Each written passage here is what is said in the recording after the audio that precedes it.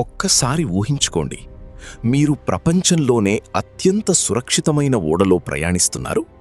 చుట్టూ సంగీతం, విలాసం, వేలాది మంది ఆనందం. కానీ కొన్ని గంటల్లోనే ఆ ఓడ సముద్రం అడుగున మాయమవుతుందని అక్కడున్న ఎవ్వరికీ తెలియదు. 1912 ఏప్రిల్ 14 అర్ధరాత్రి సమయం. అట్లాంటిక్ మహాసముద్రం మధ్యలో ప్రపంచంలోనే అతిపెద్ద ఓడ చీకటిని చీల్చుకుంటూ ముందుకు వెళ్తోంది. ఆ ఓడ పేరు టైటానిక్. ఆ రాత్రి సముద్రం చాలా ప్రశాంతంగా ఉంది. గాలి లేదు, అలలు కూడా పెద్దగా లేవు. ఆకాశం నక్షత్రాలతో మెరిసిపోతోంది. కాని ఆ నిశ్శబ్దం వెనుక కొన్ని గంటల్లోనే ప్రపంచ చరిత్రలోనే అత్యంత భయంకరమైన విపత్తు దాగి ఉందని ఆ ఓడలో ఉన్న 2200 మందిలో ఒక్కరికీ కూడా తెలియదు.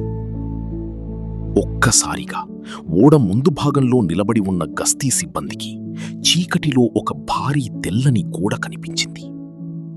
ఐస్బర్గ్ రైట్ అహెడ్ అని అతను భయంతో అరవగానే కొన్ని సెకండ్లలోనే టైటానిక్ ఆ మంచుకొండను ఢీకొట్టింది. ఆ ఒక్క ఢీతో ప్రపంచం ఎప్పటికీ మర్చిపోలేని ఒక కథ మొదలైంది. 1900 ప్రారంభంలో ప్రపంచం వేగంగా మారుతోంది. కొత్త టెక్నాలజీలు, భారీ పరిశ్రమలు, ధనికుల మధ్య పోటీ, ఇవన్నీ ప్రపంచాన్ని కొత్త దిశగా తీసుకెళ్తున్నాయి. ఆ సమయంలో యూరప్ నుంచి అమెరికాకు వెళ్లాలంటే సముద్ర ప్రయాణమే ప్రధాన మార్గం. ధనికులు, వ్యాపారవేత్తలు, ఉద్యోగాల కోసం వెళ్లే సాధారణ ప్రజలు వేలాది మంది ప్రతి నెల ఓడలలో అట్లాంటిక్ మహాసముద్రాన్ని దాటేవారు. ఆ కాలంలో 2 పెద్ద కంపెనీల మధ్య భారీ పోటీ నడిచేది. ఒకటి క్యునార్డ్ లైన్, మరొకటి వైట్ స్టార్ లైన్. ఎవరు ప్రపంచంలోనే అత్యంత విలాసవంతమైన అతి పెద్ద ఓడను నిర్మిస్తారన్నది వారి పోటీ. అప్పటికి క్యునార్డ్ కంపెనీ నిర్మించిన ఓడలు ప్రపంచాన్ని ఆశ్చర్యపరిచాయి. దాంతో వైట్ స్టార్ లైన్ యజమానులు ఒక భారీ నిర్ణయం తీసుకున్నారు. ప్రపంచంలోని అతి గొప్ప ఓడను మనమే నిర్మించాలి. అలా ఒలింపిక్ క్లాస్ షిప్స్ అనే ప్రాజెక్ట్ ప్రారంభమైంది. ఒలింపిక్, టైటానిక్, బ్రిటానిక్, వీటిలో రెండో ఓడే టైటానిక్. ఆ ఓడను నిర్మించే పనిని బెల్ఫాస్ట్ నగరంలోని హార్లాండ్ అండ్ వుల్ఫ్ షిప్ యార్డ్కు అప్పగించారు. వేలాది మంది కార్మికులు పగలు రాత్రి తేడా లేకుండా పనిచేశారు. టైటానిక్ పొడవు దాదాపు 882 అడుగులు. అంత భారీ ఓడను చూసిన ప్రతి ఒక్కరూ ఆశ్చర్యపోయేవారు. దాని లోపల విలాసం చూస్తే రాజభవనం కూడా చిన్నదిగా కనిపించేది. భారీ మెట్లు, బంగారు అలంకరణలు, ఖరీదైన రెస్టారెంట్లు, సంగీత హాల్స్, స్విమ్మింగ్ పూల్. ఇది ఓడలా కాకుండా సముద్రంపై తేలుతున్న ఒక నగరంలా ఉండేది. ప్రత్యేకంగా ఫస్ట్ క్లాస్ ప్రయాణికుల కోసం చేసిన ఏర్పాట్లు ప్రపంచ ధనవంతులను షాక్కు గురిచేశాయి. టైటానిక్లో ప్రయాణించడమంటే అదొక స్టేటస్ సింబల్.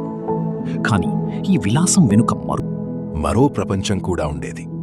అదే థర్డ్ క్లాస్. పేద కుటుంబాలు, రైతులు, కార్మికులు తమ జీవితాలు మారిపోతాయని ఆశతో అమెరికాకు వెళ్తున్నారు. వాళ్లు తమ దగ్గరున్న చిన్న చిన్న పొదుపులన్నీ ఖర్చు చేసి టైటానిక్ టికెట్ కొనేవారు.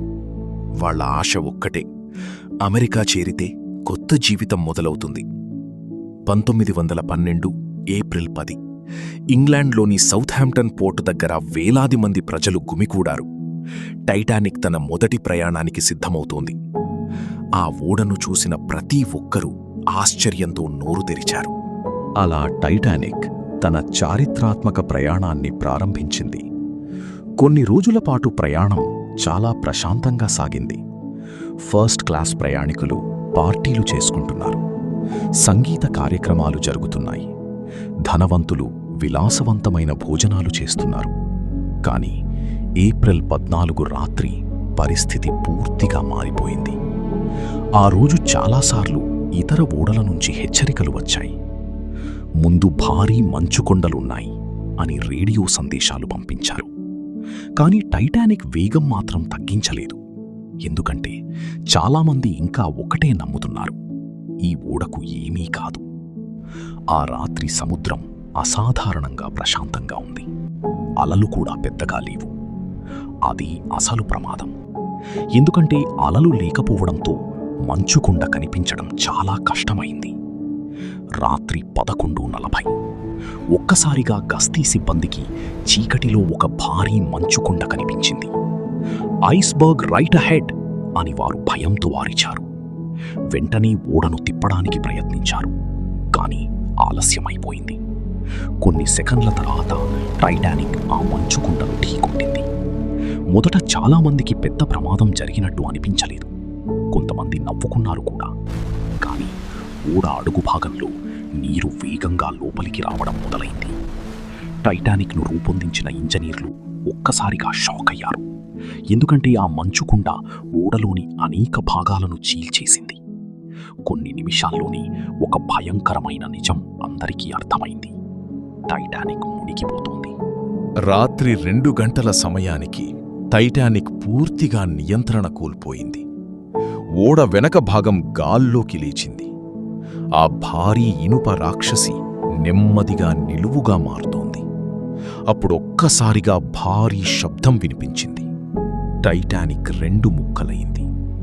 ఆ దృశ్యం చూసిన వాళ్ళు భయంతో అరవడం మొదలుపెట్టారు. కొన్ని క్షణాల్లోనే ప్రపంచంలోనే అతిపెద్ద ఓడ అట్లాంటిక్ సముద్రం అడుగున మాయమైంది. కానీ అసలు భయంకరమైన విషయం ఇప్పుడు మొదలైంది. ఎందుకంటే వందలాది మంది మంచు చల్లటి నీటిలో పడిపోయారు. ఆ నీరు ఎంత చల్లగా ఉంది, కొన్ని నిమిషాల్లోనే మనిషి శరీరం పనిచేయడం ఆగిపోతుంది. ప్రజలు సహాయం కోసం అరుస్తున్నారు. చీకటిలో ఆ అరుపులు సముద్రం మొత్తం మారుమోగుతున్నాయి. కానీ లైఫ్ బోట్స్లో ఉన్న చాలామంది తిరిగి వెళ్ళడానికి భయపడ్డారు. ఎందుకంటే పానిక్లో ఉన్న ప్రజలు పడవలను తలకిందులు చేసే ప్రమాదముంది. కొన్ని నిమిషాల్లోనే ఆ అరుపులు ఒక్కొక్కటిగా మాయమవడం మొదలైంది. చివరకు సముద్రం మళ్ళీ నిశ్శబ్దంగా మారిపోయింది. కానీ ఆ రాత్రి జరిగిన భయంకరమైన సంఘటన ప్రపంచాన్ని శాశ్వతంగా మార్చేసింది. ఇలాంటి మరిన్ని వీడియోకి లైక్ అండ్ సబ్స్క్రైబ్ చేసుకోండి. మళ్ళీ రేపు కలుద్దాం. ఇక సెలవు.